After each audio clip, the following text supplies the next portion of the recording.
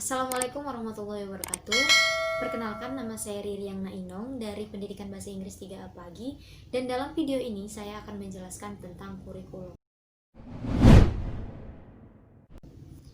Kurikulum berasal dari bahasa Yunani yang diambil dari kata kurir, pelari, dan karier, tempat berpacu, yang dulunya digunakan dalam dunia olahraga, yang artinya sebagai jarak yang harus ditempuh oleh seorang pelari dari garis start sampai menuju garis finish untuk memperoleh medali. Kemudian istilah ini dirubah ketika memasuki dunia pendidikan yang diartikan sebagai untuk memperoleh penghargaan yang berupa ijazah. Ada dua hal pokok yang terdapat dalam kurikulum. Yang pertama, adanya mata pelajaran yang harus ditempuh oleh siswa. Yang kedua, tujuan utamanya yaitu untuk memperoleh ijazah.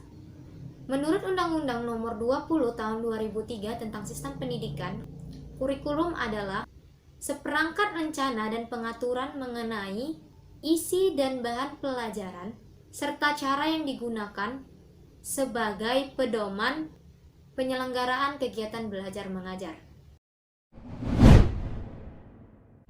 Selanjutnya, fungsi kurikulum terhadap siswa sebagai siswa didik ada 6, yaitu pertama, fungsi penyesuaian. Kurikulum sebagai alat pendidikan harus mampu menyesuaikan siswa agar memiliki sifat well-adjusted, yaitu kemampuan menyesuaikan diri terhadap lingkungan. Kemudian ada fungsi integrasi. Yang kedua, fungsi integrasi. Kurikulum sebagai alat pendidikan harus mampu menciptakan siswa yang dibutuhkan untuk dapat hidup di lingkungan masyarakat dan berintegrasi dengan masyarakat. Yang ketiga, fungsi diferensial. Kurikulum sebagai alat pendidikan harus mampu memberikan pelayanan terhadap perbedaan individu dari setiap anak.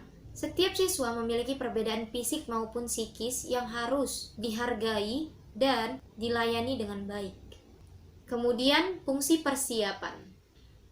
Kurikulum sebagai alat pendidikan harus mampu mempersiapkan siswa untuk melanjutkan studi ke perguruan tinggi atau bahkan siap menghadapi dalam situasi lapangan kerja.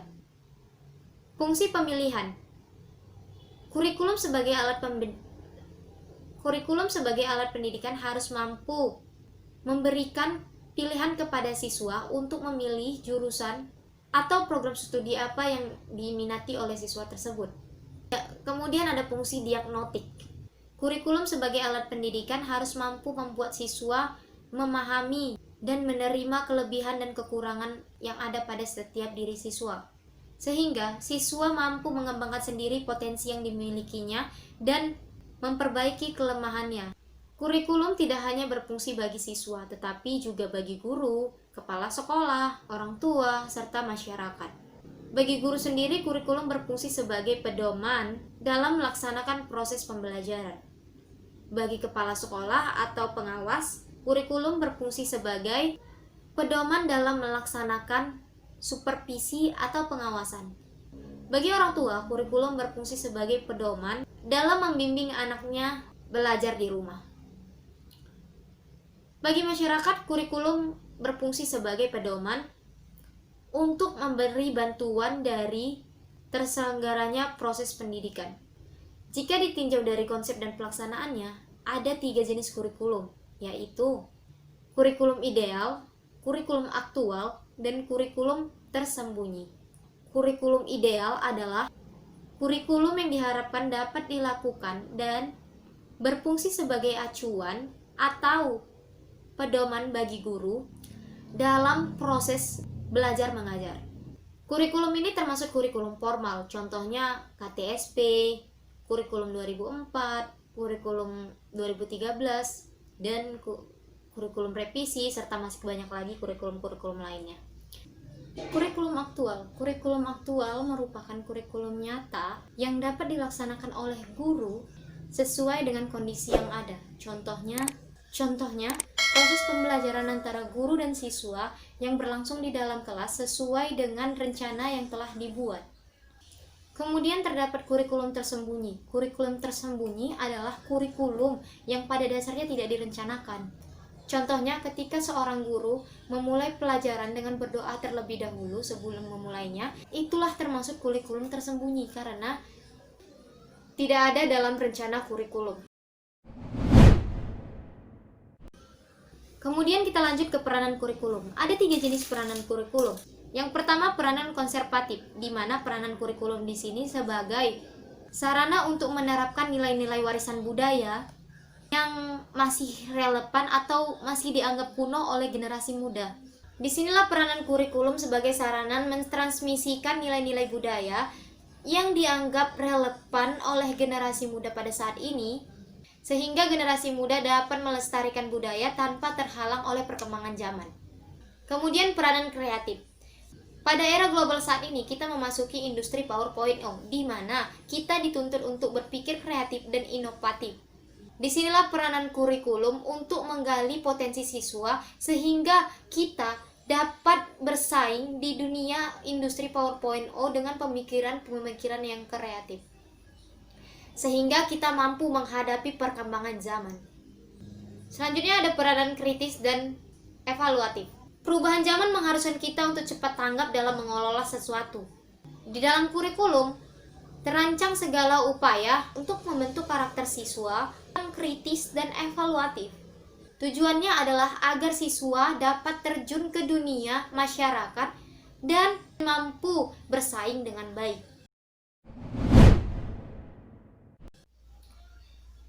Prinsip-prinsip pengembangan kurikulum.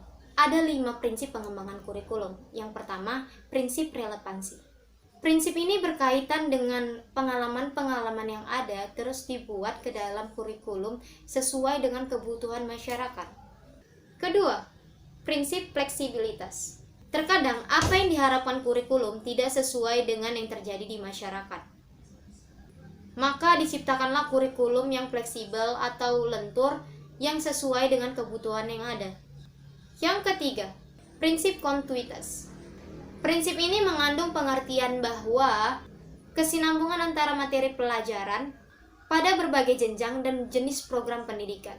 Yang keempat, prinsip efektivitas. Prinsip efektivitas berkenaan dengan rencana dalam suatu kurikulum dapat dilaksanakan dan dapat dicapai dalam kegiatan belajar mengajar.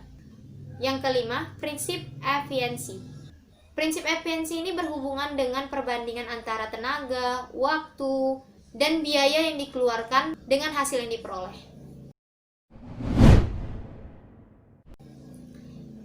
Selanjutnya masuk ke sejarah kurikulum di Indonesia. Dalam perjalanan sejarah pendidikan Indonesia, dari mulai tahun 1945 pada masa kemerdekaan, Indonesia telah mengganti kurikulum sebanyak 11 kali. Bahkan pada masa penjajahan, kurikulum juga telah beberapa kali mengalami perubahan. Langsung saja kita masuk ke pembahasan kurikulum pada masa pra-kemerdekaan atau pada masa sebelum kemerdekaan. Pada masa penjajahan, untuk melancarkan misinya, para penjajah menciptakan sekolah-sekolah rendahan. Pada tahun 1892, terdapat 2 macam sekolah rendahan yang diciptakan oleh Belanda, yaitu sekolah kelas 2 dan sekolah kelas 1. Sekolah kelas 2 untuk pribumi dengan lama pendidikan 3 tahun, dan pelajaran yang diprogramkan berhitung, menulis, dan membaca. Kemudian sekolah kelas 1. Sekolah ini diciptakan untuk anak pegawai pemerintahan Hindia Belanda. Awalnya lama pendidikan selama 4 tahun, kemudian berganti menjadi 5 tahun, hingga akhirnya lama pendidikan berjalan 7 tahun. Pada jenjang pendidikan menengah didirikan gimnasium, yang siswanya merupakan golongan-golongan ningrat. Masa belajar pendidikan ini berlangsung selama 3 tahun. Kemudian model ini berubah menjadi MULO atau Mir If Gabriel Onderwijs dengan lama pendidikan selama 4 tahun. Sedangkan untuk tingkat atas, Belanda mendirikan AMS atau singkatan dari Algemene Middelbare School dengan lama pendidikan selama 3 tahun. Kemudian sistem pendidikan berubah lagi ketika Jepang menguasai Indonesia, dan kemudian Jepang menghapus dan menghilangkan sistem pendidikan yang pernah dibuat oleh Belanda dan menggantikannya dengan sekolah rakyat atau dikenal dengan Kokumin-gaku yang pendidikannya berlangsung selama 6 tahun. Kemudian sistem pendidikan berubah lagi setelah masa kemerdekaan. Pemerintah mulai menciptakan kurikulum yang baru atau yang dikenal dengan kurikulum 1947. Kurikulum ini memakai istilah leerplan yang diambil dari bahasa Belanda, yang berarti rencana pembelajaran, yang lebih mengutamakan watak atau pendidikan yang efektif. Kemudian kurikulum berubah kembali menjadi, pada tahun 1952, kurikulum mengalami penyempurnaan yang disebut dengan Rencana Pembelajaran Terurai 1952. Di penghujung era Presiden Soekarno, muncullah kurikulum 1964 atau dinamakan Pancawardana. Kemudian kurikulum Pancawardana berubah lagi menjadi Pembina Jiwa Pancasila yang dibuat pada tahun 1968 yang bersifat politis. Kemudian kurikulum dirubah lagi pada tahun 1975. Kurikulum ini dibuat dengan tujuan pendidikan yang lebih efektif dan efisien. Namun kurikulum ini banyak mendapat kritikan dari masyarakat karena kurikulum ini dinilai terlalu membebankan siswa. Tidak sampai di situ, pada era reformasi kurikulum juga mengalami perubahan. Yang pertama, kurikulum 2004 atau kurikulum berbasis kompetensi. Ranah kompetensi yang ditekankan KBK adalah pengetahuan kognitif, nilai atau efektif, dan keterampilan atau psikomotorik. Kemudian kurikulum berubah lagi ketika tahun 2006 menjadi kurikulum KTS. Kemudian kurikulum berganti lagi pada tahun 2013 atau yang sering kita dengar dengan sebutan K13. Kurikulum ini didesain agar siswa lebih kreatif dan inovatif dalam berbagai hal. Belum lama kurikulum 2013 dibuat, justru pemerintah menciptakan kurikulum K13 revisi. Edisi revisi ini dibuat pemerintah demi menghasilkan generasi yang memiliki 3 kompetensi, yaitu sikap, keterampilan, dan pengetahuan. Kemudian komponen-komponen kurikulum. Ada 4 komponen kurikulum: tujuan, materi atau isi, metode atau strategi pembelajaran, dan evaluasi, yang mewarnai komponen-komponen kurikulum lainnya. Kemudian komponen isi atau materi. Komponen ini memiliki peranan penting dan menentukan kualitas suatu kurikulum dalam lembaga pendidikan. Kemudian komponen metode atau strategi. Peran penting di sini adalah guru. Di tangan gurulah bagaimana tujuan yang ditetapkan dengan materi yang ada sampai kepada siswa. Kemudian evaluasi. Evaluasi ditunjukkan untuk menilai pencapaian tujuan-tujuan yang telah ditentukan serta menilai proses implementasi pembelajaran secara keseluruhan. Baiklah, sekian yang dapat saya sampaikan. Apabila ada kesalahan, saya mohon maaf, dan thank you for watching. Bye bye.